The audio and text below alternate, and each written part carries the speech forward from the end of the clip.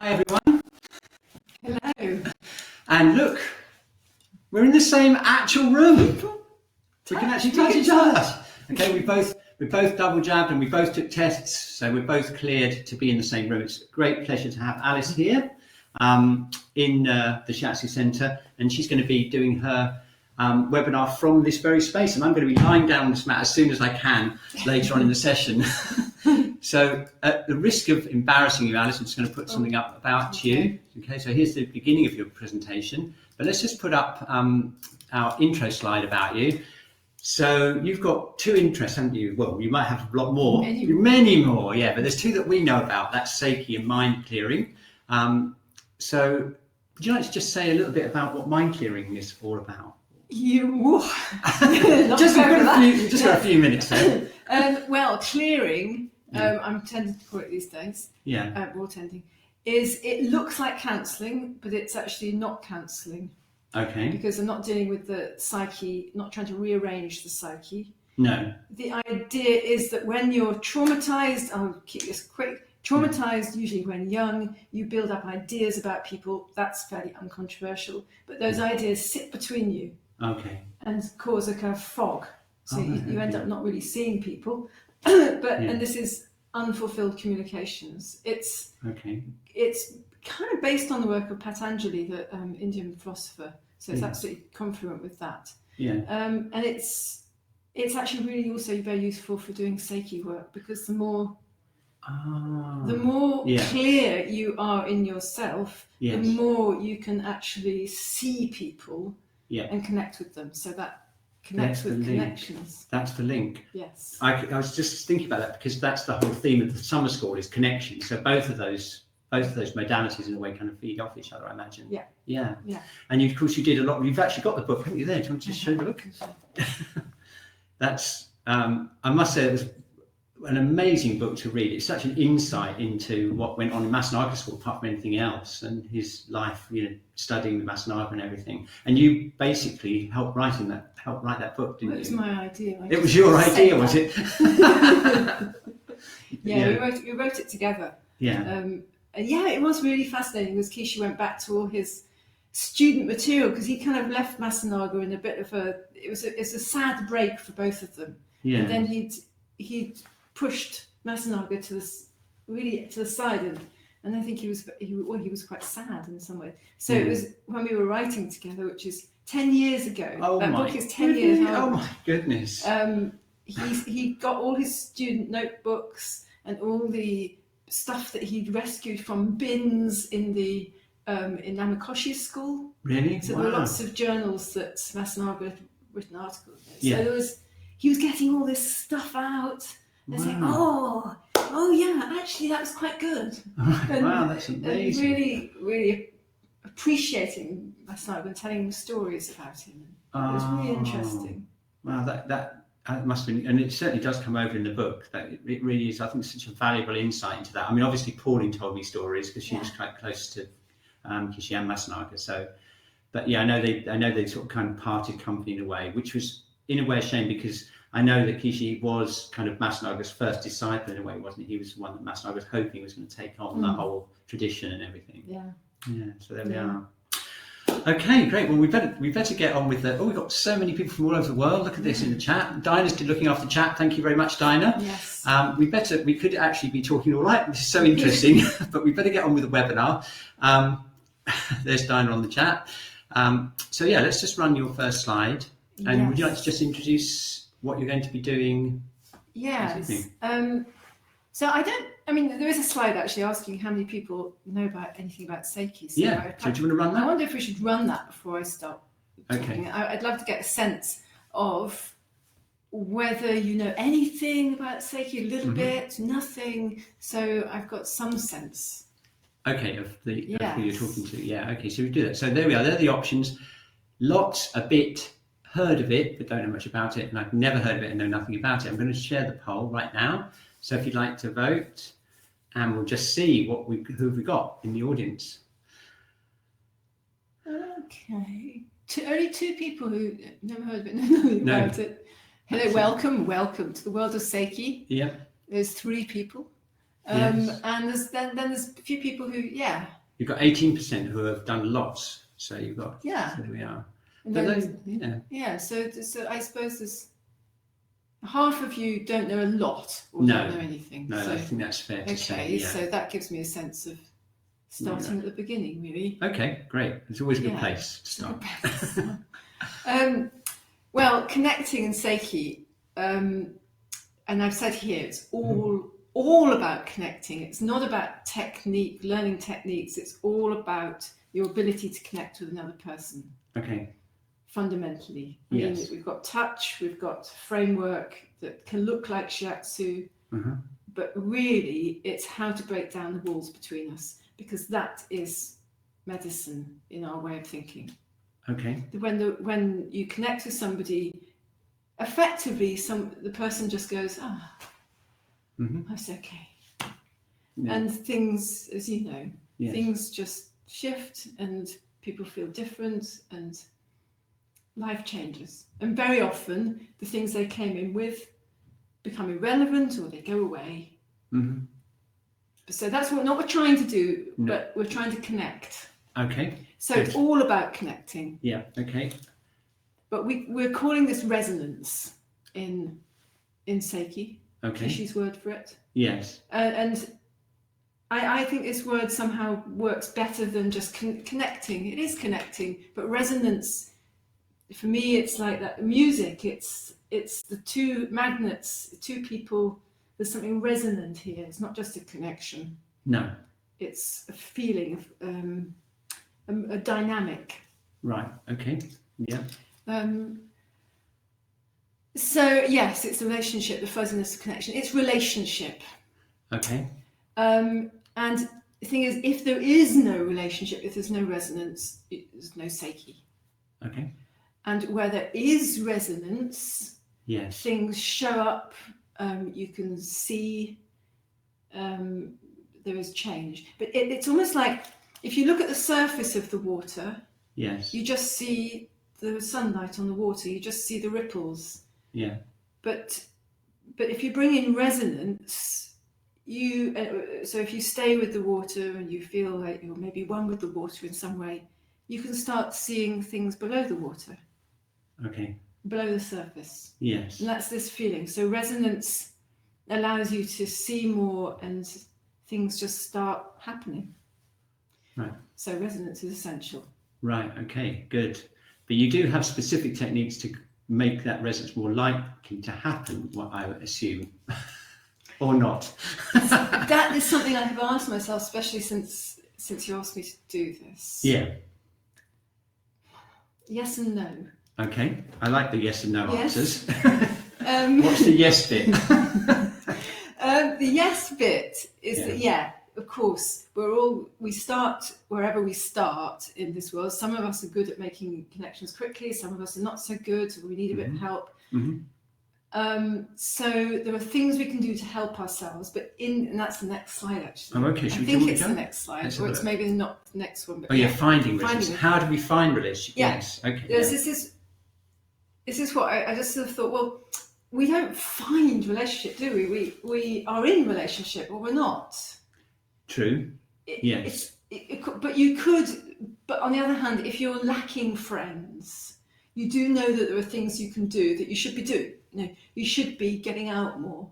Yeah. You should be learning to be a little bit easier in yourself and having courage to speak to people. Yes. So there are things that you can do to help yourself get friends. Yes. But in the end, there's just friends, and that's not this is kind of obvious in a way, but sure. What I don't want to do is make the setup into a technique that you have to do before you are in relationship. Okay, because I see. In the end, resonance is a decision. A decision to be in relationship with you and the other person. I make the decision as the practitioner. You make the decision to be in resonance with the person. Yes. But what happens if they don't want to be in resonance with you? Well, they've come along to sessions, so they do want to be in resonance with me, but sometimes they are not very able. Oh, I see. Okay, so you take that's part of the contract, is it? You assume that because they come in there is. Everyone wants to connect. Okay. But it is true that some are more able than others. Okay. So it is my job, and that's another slide actually. All right. Okay. Look at this. This is the yes, flow. It's great. This is the flow. It's great. Yeah. So, oh yeah. Here we are. This is it. Absolutely. Yeah. Okay. So you can do things, and I think that what your summer school here is looking at some of those things. Well, I think there's just so many connections between what you've been saying and clean language, and with Cindy's work on somatic resonance. I mean, I've worked somatic with empathy. Yes. And everything. Yeah. And I've done some work with we have lovely workshops, Nick and I. Yes. Nick, I know you're out there somewhere. Yeah. And we experiment with using language, and I sometimes. Well, I know that with clearing as well, mind clearing, of course, but you're not really using language. Language is a prop for something else. Yes. Well, especially for clean language, because the language is, even though it's about language, it's actually minimalised down to almost nothing, isn't it? So there really isn't much more than just that relationship that's going on. It's almost sometimes just a way of stopping feeling nervous. Yeah. Something like warming yourself up. Yeah. A lot of these things are. Yeah. So you can do lots of these things. Oh yeah, you mentioned it there. Look, you can talk yourself into it. Yes. Okay. But I also want to just say that a lot of us human beings, we're in much worse condition than we think we are, and very often, I notice that I don't exclude myself here, that we have an idea of being in a relationship, but we're not at all. So we spend so much of our life in an idea of relationship and resonance. Yeah. But actual feeling is very different from that. And do you include the treatment in that? Yes, in that whole role of the therapist, you mean, when you have that, when you create that, what you think of as being a connection when you're working? I think so. Well, I see a lot of this, and I don't know if it's controversial, I'd be interested in your thinking, but I see a lot of not connecting. Right. Thinking you're connecting. But if you haven't had much really good connection in your life, if you haven't had much experience of connection, how would you know? That's a very good point. Yes, exactly. Yeah. But so it's very important to find good connection in life so that you know what good connection feels like, or connection feels like. Yes. Because connection is good connection. Is that true? Is it true? Connection is connection. So I just would add that caveat is that and I think sometimes that all these techniques to connect, to brings an idea of connection. Okay. Not necessarily the actual connection. Yeah.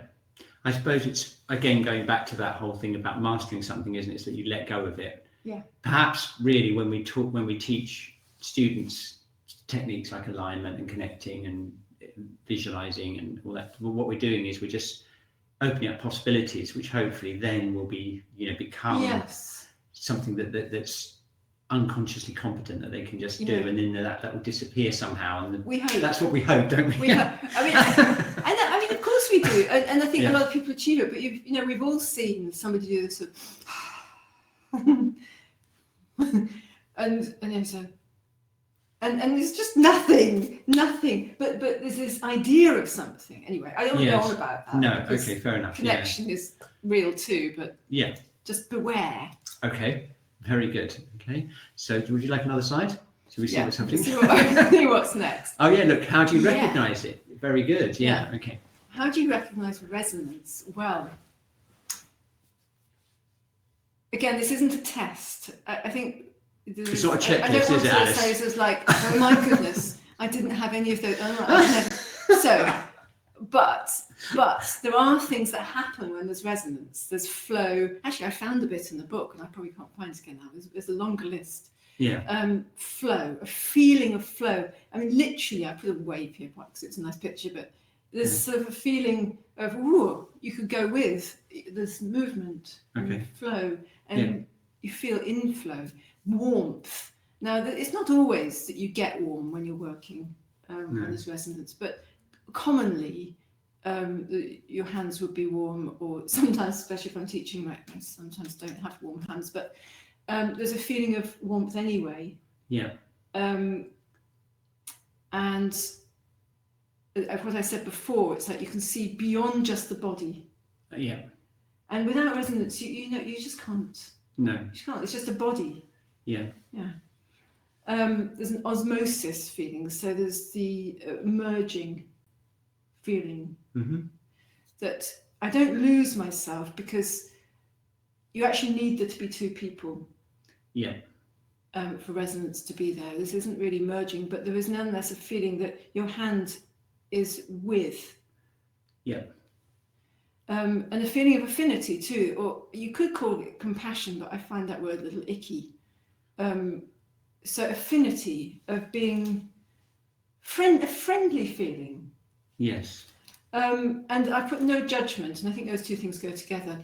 When there's resonance, there is no possibility of judging. You can judge whether something is this or that, so you have discernment, but not judgment. Okay. In other words, you don't feel critical, but it's not even goes beyond that. Diagnosis isn't possible in the usual way we think of it. Okay. With resonance, so. But isn't that making an assumption that diagnosis in Shiatsu is judgmental, though? I'm not talking. I'm not even talking about that in Shiatsu. All right, I see. But I think it is. If that is a question. Yeah. Yes, I think I know this is a little controversial, and you're bound to disagree. But I will say that yes, I think it probably is. So yeah. Fundamentally, it's saying that you are like this, and that's actually not okay. Yeah, I wouldn't agree with that. No. Yeah, because I would hope that all of those, I hope that all of those qualities that you described would be in. I would hope that they would be in my Shiatsu technique. You know what I mean? I don't want to set Shiatsu and Sei-ki up as a sort of. No. But certainly, if there's resonance, as I experience it and understand it, there's no possibility of this kind of. It doesn't enter into it. No, there's no space. It's not in that realm. No, I understand exactly what you mean. Yeah. And there's also relaxation, because, as I said before, when you meet somebody and you really meet them, it's just great. Isn't it? And I bring my dog into it. If you put my hands on my dog, and he's just like, he goes. It's always a good test. Yeah. Animals and children are always good test. Okay, great. So let's see, what have we got? Would you like to go to the next slide? Yes, I think we're going to be doing something no memory, yes. Yes, we will be. The job of resonance. Gosh, what did I mean by that? Resonance. Yeah, as I said before, it's a decision. Fundamentally, if you break it all down and take away all the techniques of trying to be in resonance, it's a decision to be in a relationship. I can choose to be, I can choose not to be. Okay. And it's your job as a practitioner to be, that's what you're being paid for in a way, to find a way to be in a relationship. Okay, I'll go with that. Yeah. And so you're equal, but because you're in the role of, you're the responsible one, you've taken responsibility for the relationship. That's why you get paid. Right, okay. That's the professional undertaking. Yes, okay, yeah. Okay. We can move on. We'll do something. Yeah, we're going to do something soon, aren't we? Yeah, and so maybe move on to the doing something. Okay. Yeah. I wouldn't mind can I just quickly just read that? Yes. Okay. Decision to be in resonance. Yeah. We decide. Yes. Our problem as human beings is that we decided to close off from others at some point. Yes. And that's trauma. Yes. Okay. So we have to recover our choice and the will to make the decision. And this is health. Yes. So others can, of course, and that comes back to your question, others can choose not to be in relationship with us. Yes. Yeah, and sometimes you can feel that somebody is very closed down. Absolutely, yes. And they've decided probably a long time ago they're not going to be in a relationship with anybody, thank you very much. No. Because you did that to me, so I'm going to just shut down. Yes. And do you know what's, as I think, looking back, thinking about, the most life-changing treatments that have happened, and I don't use the word that I've given intentionally there, that have actually happened in this room.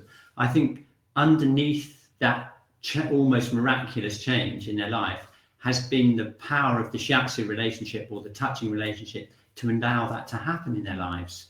I really think that's true, and that's beyond any technique.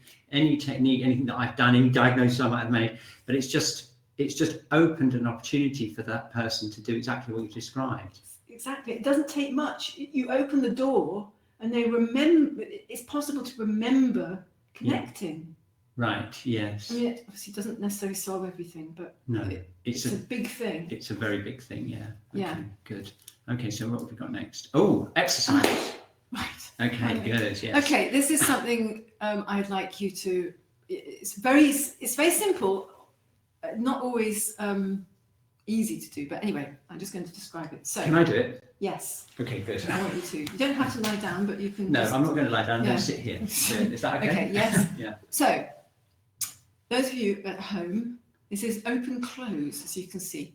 Do you want to come to the centre of the... Okay, I'm going to come into the centre. Yeah, and I'll sit behind you. what I want you to do is, somewhere in your room, focus on an object. It really doesn't matter what it is, but some kind of inanimate object, rather than your cat or dog, chair or water, whatever it might be. Not the computer. I want you to look away from the computer. I want you to just sit with that thing for a moment. And now, and I keep your eyes on it, but soft focus. It's probably important at this stage to keep your eyes open, I think. So I want you to open to this object. Just open to it, whatever that means to you. And just sit for a moment, being open to that object.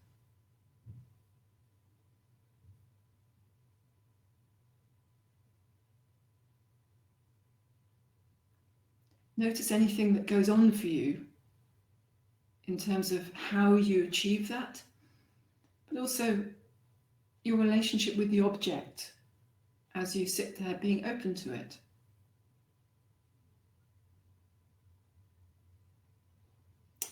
Okay, so just take a breath and let that go. Perhaps just close your eyes once and open them and look at the object again. And this time, close to this object. Find a way to close yourself to this object.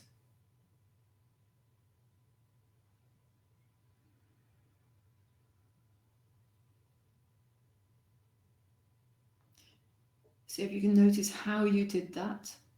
If you're able to, sometimes it's very difficult to do this.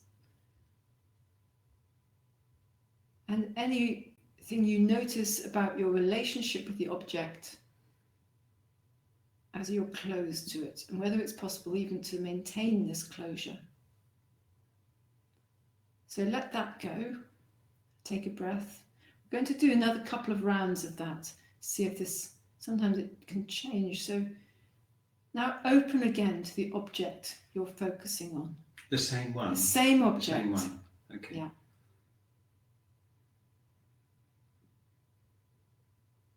You've had a bit of practice now, so notice how you did that. And how the relationship between you and this object, how it goes when you're open to it. Now let that go. Take a breath. And now close again to this object. Notice how you're doing this.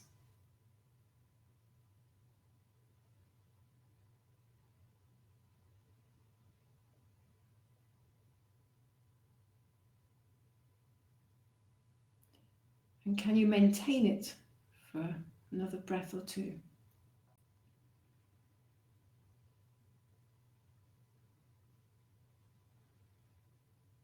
Considering how closed we are to so many things in life, we should be able to maintain this one quite well, but it can be tricky.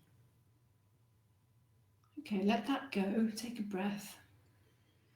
Look away for a moment. We'll just run that one more time. So look at the same object again, last time, and open to it, noticing how you do this.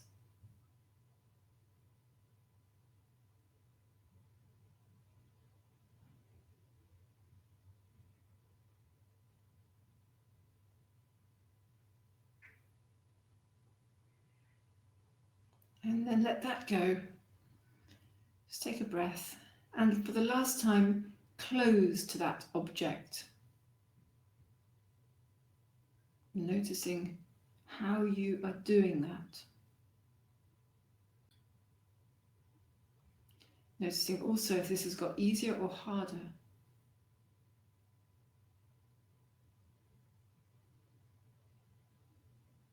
Okay, so let that go again and bring your attention back to the screen. So we have a poll. We do have a poll, yeah. Do you know, I've never done that before. How have I managed to miss that exercise? Yeah, wow. That's one from Mind Clearing, actually. Oh, is it? It is. Oh, it's a practice that. So it's a second year thing. Oh, right, so okay. I'm curious to know, I've done this with a lot of people in the past. Mind Clearing people have actually quite a lot of experience. We do a lot of this decision making, which changes your whole way of being with people. Okay. Well, whether you are going to be open or closed. Well, that's one of the things we do. So, yeah. Okay. I'm interested in how you folk, you Shiatsu people. So found it easy to switch. Found it easy to switch at first, then it got harder, or it became harder to close. It became harder to open, or I couldn't find a way to do it at all. Yeah. Okay. So let's run that. What was your experience of open close? Let's find out how you did there. Lots of sensitive people found it easy to switch. At first, it became harder to close. Yes. Oh, really? Is that quite a common thing? It's quite common. Yes. It became harder to open. Couldn't find a way to do it. Yes. Okay. All right. So that's interesting, isn't it? Well, first of all, the majority of people found it easy to switch between them, but it became harder to close as they went on. Do you know why that would be? Well, having done this exercise with groups before, so yeah. I'm preempting you a bit. I'm curious to know if this is your experience. People report that being open is actually, once they find a choice and do it consciously, they find that that's their preferred. Oh, it's lovely being open. And then to close down feels painful, and I don't want to close down. I see. Yeah. And this can actually become harder to do when people have said to me before that they find that the open was actually the natural and easy preferred mode. Right. Okay. And that's why. Yes. Yeah. I mean, I had an interesting experience. I used this glass of water to do, and of course, when I opened, I could imagine, being hydrated and everything. And then when I was trying to close up, there were certain parts of my body that just didn't want to close at all because they obviously need water. And it was really quite hard to convince them to close, you know what I mean? So, and we got quite a lot of comments on the chat as well about whereabouts they felt it, that they're speaking.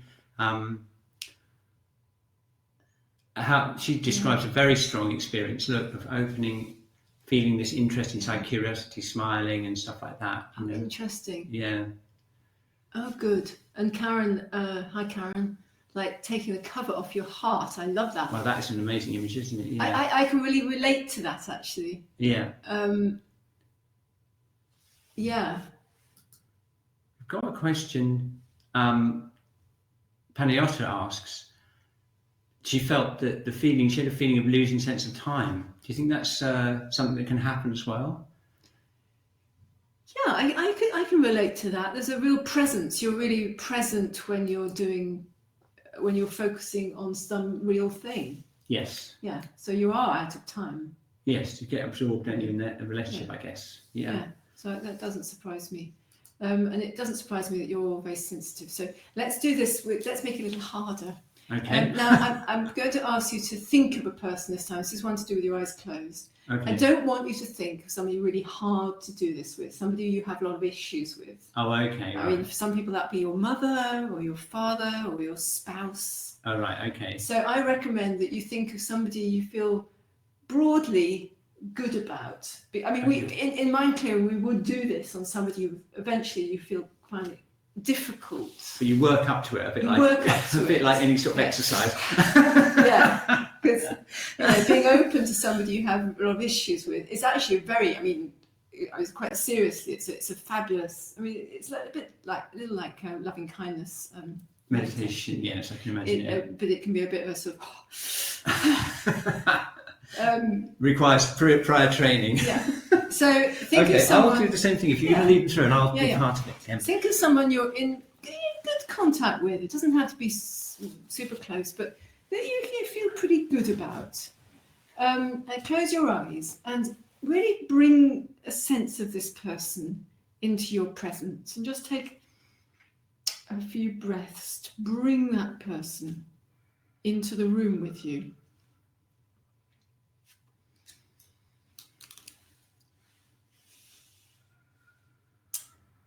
Okay, now we're going to do the same exercise but with this person. Now, you may already have done this, but I want you to choose now to be open to this person. Just open, nothing else, just open to that person.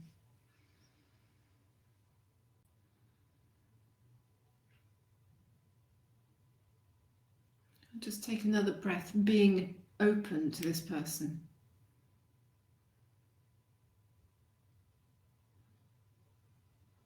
And let that go. Now, be closed to this person. Simply close yourself to this person. Notice how you do it and what happens to your relationship.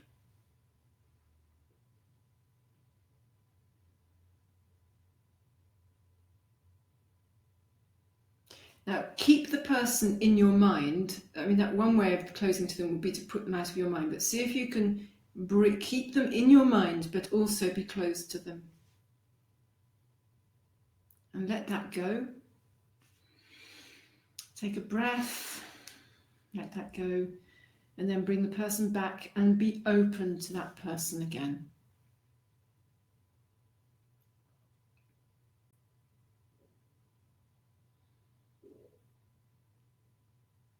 And it's just being open. You can add flowers and rainbows if you want, but really just open.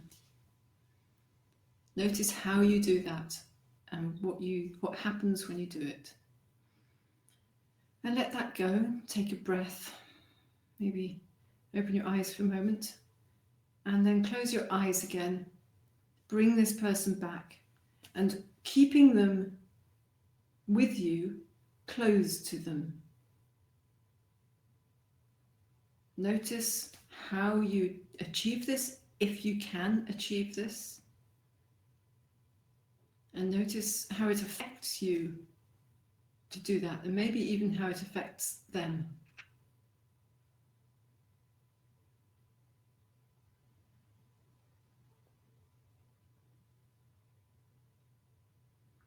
Now take a breath and let that go. And we'll do one more round. Sometimes this changes for people, so it's useful sometimes to do it a few times. So bring this person back and open to them again. You might find this easier, but you might find it harder. You're exercising the choice muscle, which is sometimes a little bit flabby.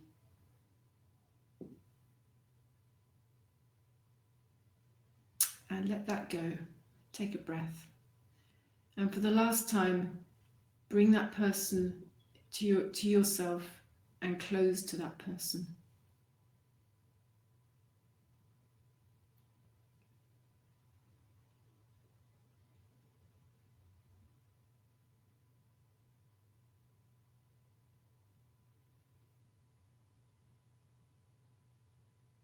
And then let that go. Okay, I think we'll have another poll. Wow. When you start doing it with people, what was your... It's very different, isn't it? Yeah. It's very different. It was much harder to close. I mean, even though I wanted the water, quite bad. I mean, I found that I had a physical need for the water. It was just, I found the closing really quite hard to do. Really hard. Let's find out let's just to remind ourselves what the poll is. Oh yeah, this is. Yeah. What was your experience? Was it more difficult than with the inanimate object? Yes. Yeah. Yes. Or was it easier? Maybe some people found it easier. Harder to close to them, harder to open. I found it hard to close. I realised something about this person, my relationship with them, so some sort of processing went on as well. Yes, I didn't change your slide, I forgot. So no, that's okay. So it's just difficult, Yes, you may have realised something about your relationship. This can happen, or something happened about the relationship. Yeah. So how did you find it? Let's see. You just got one option, so choose carefully. I couple of people realise something about the person. Yeah. Or about this relationship. Yes. And it became harder to open to them for one person. Yeah, that's can happen. And that's the most common, yes, I found, is that harder to close. Harder to close to them. Right. Because it's like the object, but stronger, in that. Yeah. You realise that a lot of people realise that their preferred and easiest option in life is to be open to people, but that we go round off and on. I mean, we're all at varying degrees of closedness. Yes. But we all have traumas and closeness. Yes. And it's actually the effort it takes to keep close to people is greater than the effort it is to open up to them. Yes. I mean, not open up to them as in, no, share my life story with you, but no, just be open. Yeah. Interesting. It's so interesting to have an exercise that just totally clarifies just that one simple thing rather than anything else. You know what I mean? Amazing. Okay, yes. Let's see what the next. Were there any questions about that? There were some, yes. So maybe we can take some questions before we go on to the final thing. Okay, so what have we got? We've got a couple of questions here. Loose sense of time. This one's a biggie. Okay, so it'd be nice to end the exercise with opening too. Yeah. Well, perhaps you can finish that on your own. Open to them.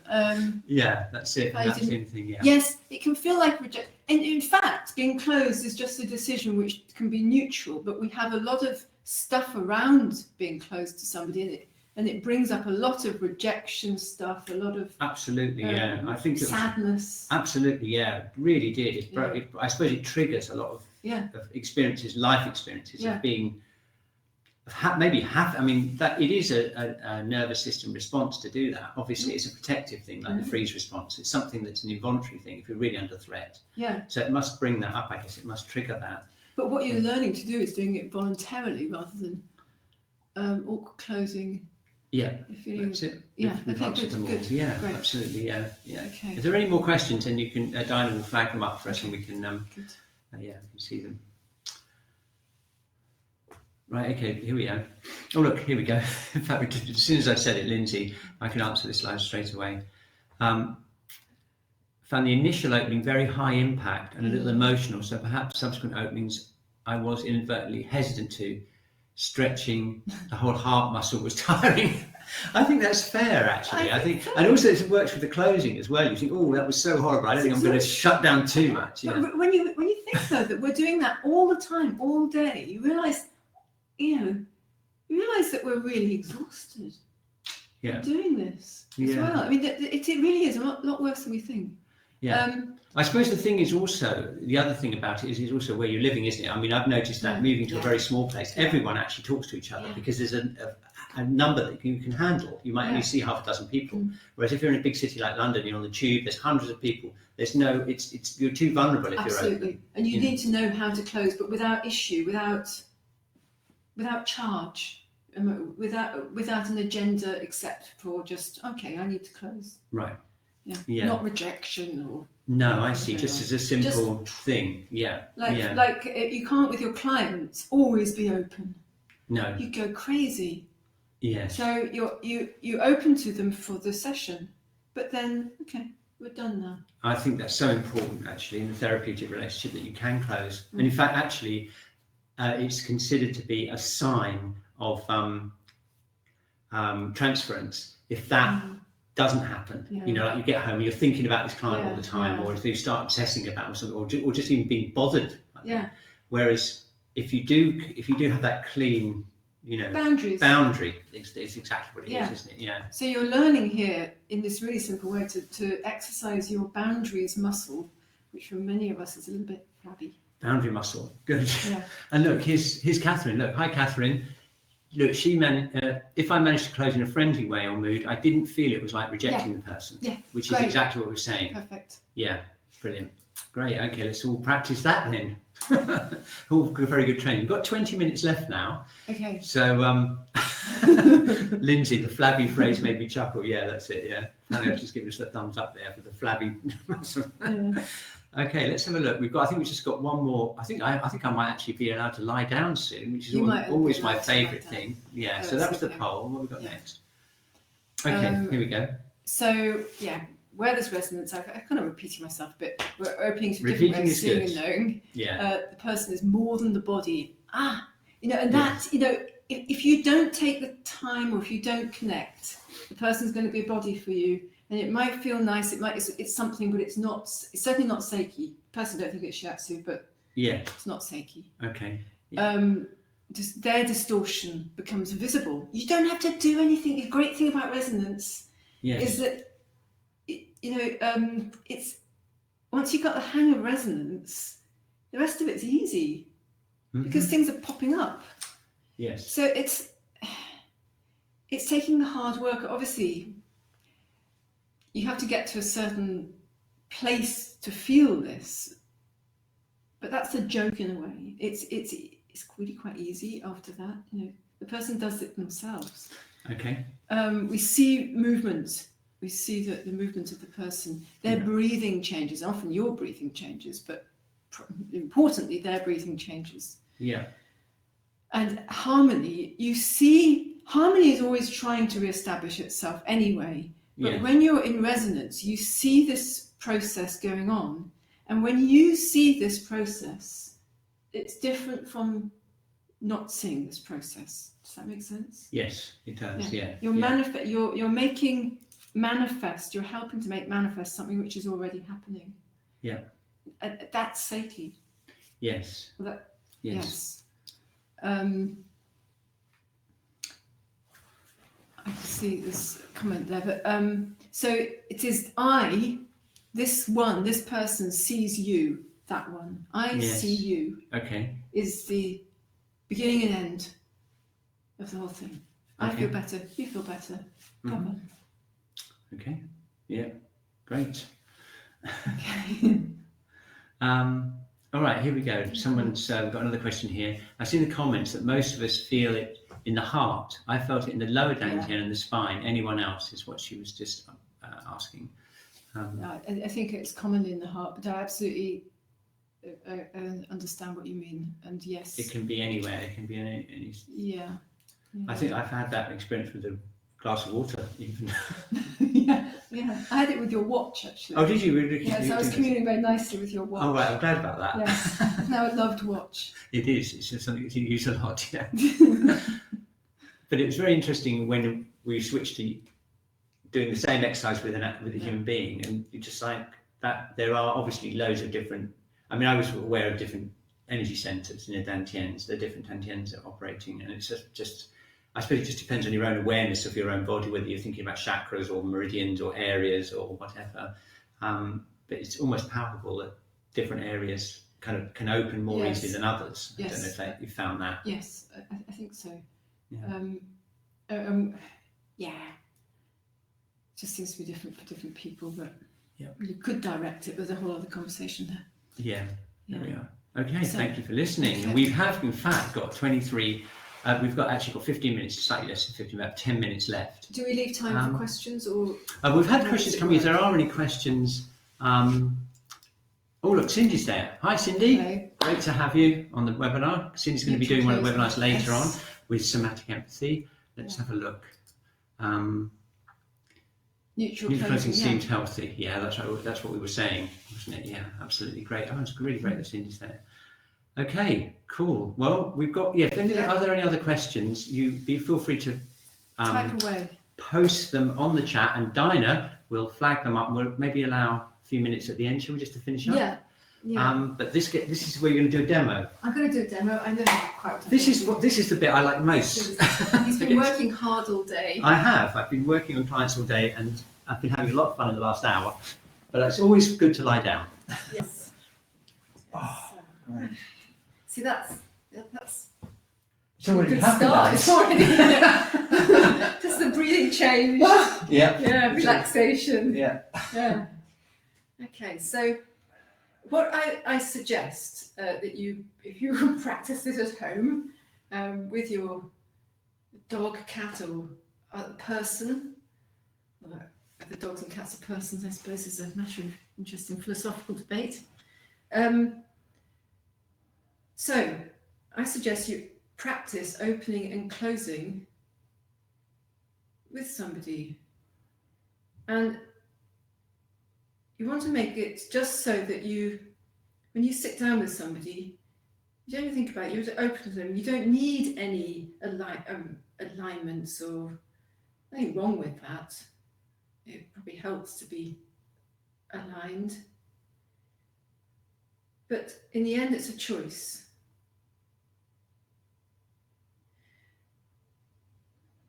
And it's like I was talking about before, there's no need to hurry here. This is like watching a river. First of all, you do notice the ripples on the top, the sunlight on the top. Sorry to interrupt, but we've got request for the demo to be full screen. So could you? What a good idea! That's my fault. Sorry, everyone. What I'll do is I'll spotlight it. Well, no, actually, if you just leave the stage line. Yeah.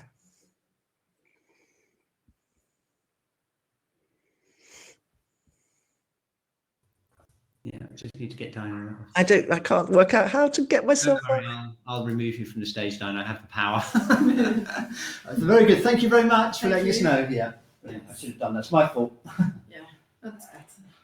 So, no need to hurry, is what I was saying. Because already there's a sense that there's movement down here, something like kicking out on the right leg.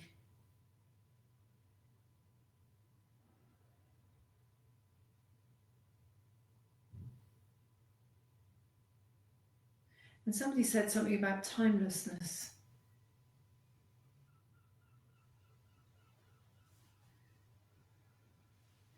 You are entering a timeless zone with somebody, although you may have your eye on the clock in other ways. But really, the reason I'm not actually moving, I would, but there's a strong connection between this with everybody, but particularly here now, with this, the wrist and here. So in Sei-ki, it's very economical. Why do anything if something's happening?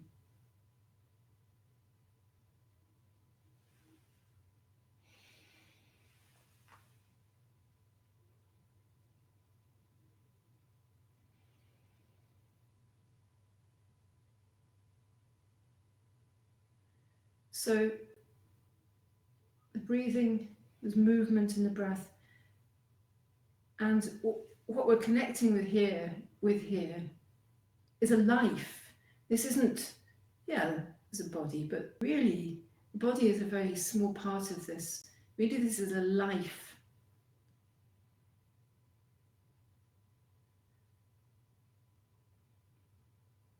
So the question for me then is, how do you connect with a life?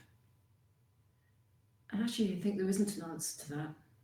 You just have to intend. You have to make it your business to connect with this life.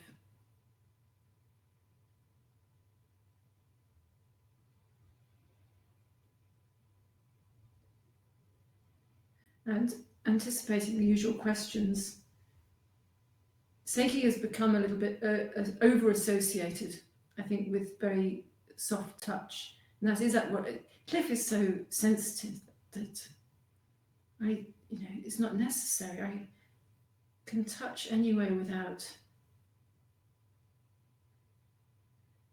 heaviness without the hand, really. But touch is directed by the answer to the question of, how do I touch this life? How do I meet this life? And if the only way to meet this life,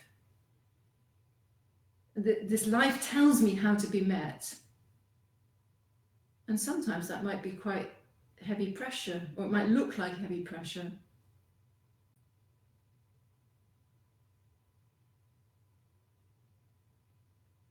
But that's the only thing that you're being guided by there. there's quite a lot going on here. So I'm not seeing any particular reason to move.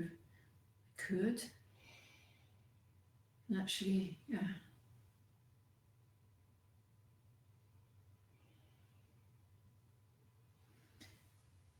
Something here, but you see, the hand doesn't always. What is it that touches? It's the other thing. Now, I already know here. I already know this place. So, do I need to touch with my hand?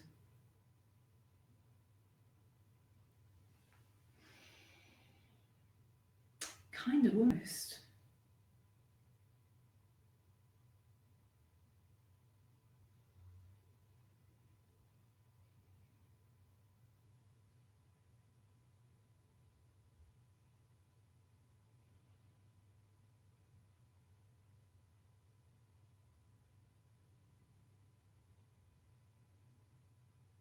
There is a movement, an inward movement of the whole shoulder here, and a tension in the shoulder,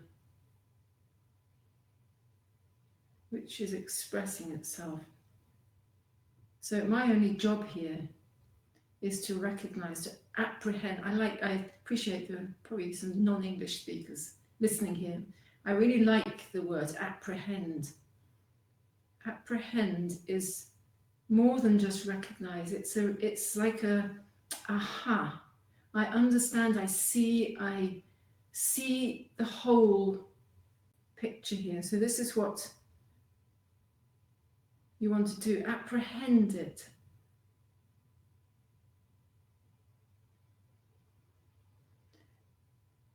And again, as we so I was talking about before, judgment isn't even possible. This is just aha. I recognize this. Dinah, I just warn you that I can't see the time. Let me just. We've got 8 minutes left to go. Left. Yeah. Oh, tell you what, that was great. I took a little more. Yeah, lie down. I might just grab my glasses so I can see. Look, you can have this object that you were looking at. Okay, right. We're on a time zone anyway. We're a time zone. That's the problem. But I tell you what, this is just so good for me because Nick and Margot helped me so much with my shoulder, that itch in my shoulder, with this bicycle accident. Yes. And so it started to spontaneously move. Could you feel it moving? Yeah, it was starting to spontaneously twitch like that. Yeah. And this one was slightly doing it, but it was mainly this one where I injured it. No, it feels like it's shocked. Yeah, that's it. It just started jerking away then, started moving away internally. But it was really great feeling of just, well, it was just exactly what you described. Yeah. You know, just creating this space almost. It's like feeling a space where it could just do whatever it wanted to do without any judgment. You know, like, is it weird? Yeah, it's like, well, who cares? It's exactly that's what it is. He set up this space where it doesn't matter. Yeah. It's like, yeah, that's it. And that's exactly what it felt like. Yeah. And it doesn't matter even if I'm on camera or whatever. But it doesn't, I just didn't care that it was just going like this. So that's a really very palpable, strong feeling of being. It's not even being protected because it's not as active as that. It's more of an open feeling than that. Yeah. You know. So it's very, very strong, very good. Yeah, it's like the feeling that, and it comes with it does come with resonance. It's not like it's not. The thing is, this has nothing to do with your ego. This has nothing to do with your personality. That's the key to this work. I mean, you can say it, but doing it is another matter, isn't it? Because your ego wants to do it. Yeah, you want it to be successful. You want the person to have a good time as well. That's another trap.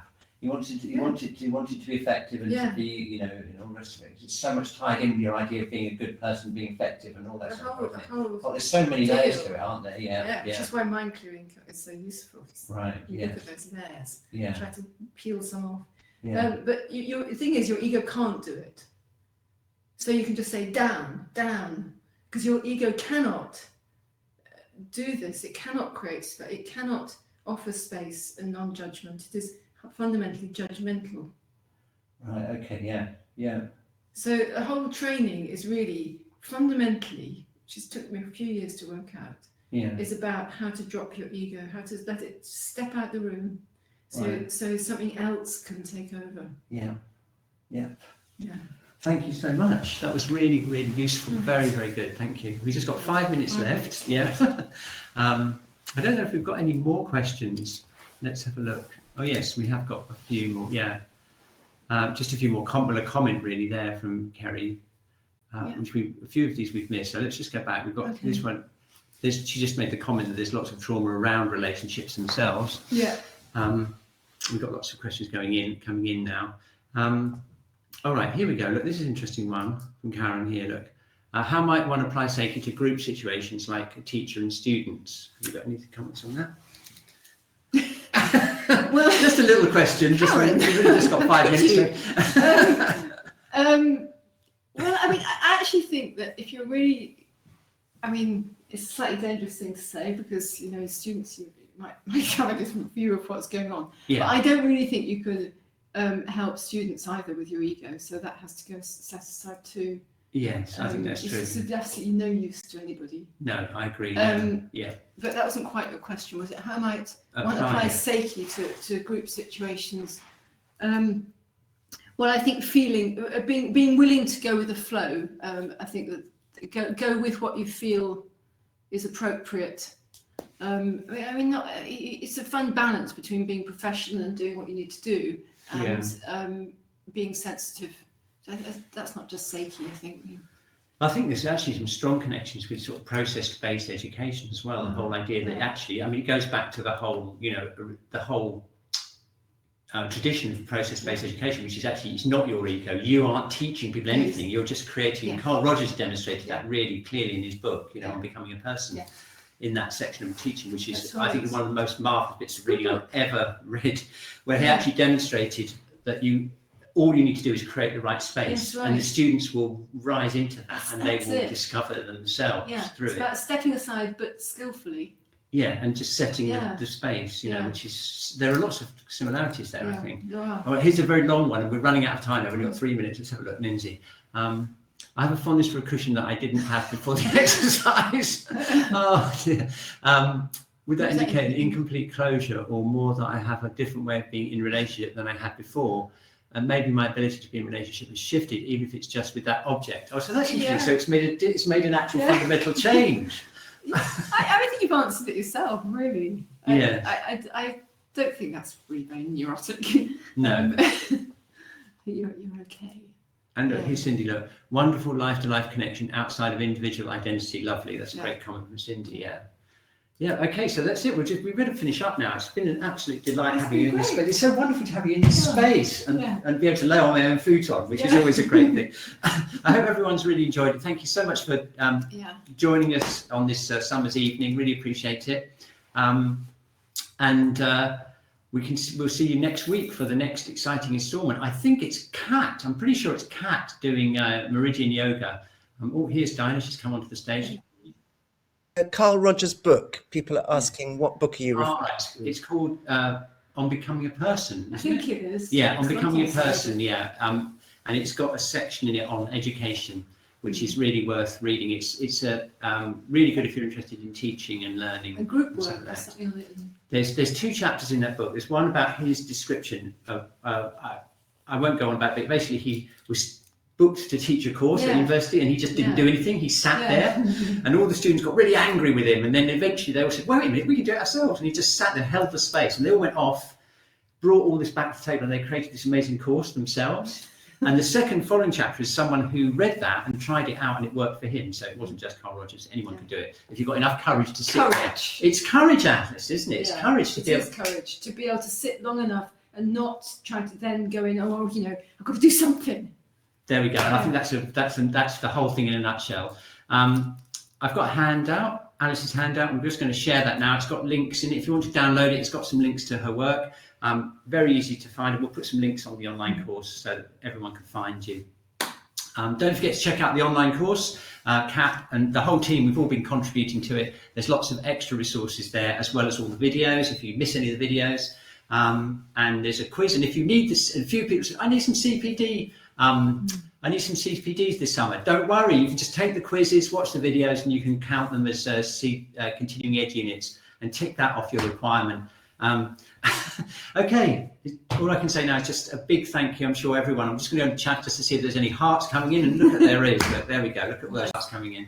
Had a really, really beautiful time, and everyone did by the looks of it. It's great. So just puts me, I'll put my own heart in there to join. Dinah, well, it's been so nice to meet in person and have tea with Dinah before. It was really, really nice. Yes, that's it. Yeah. Okay, I have to close the session. See you next week for Meridian Yoga. Bye-bye.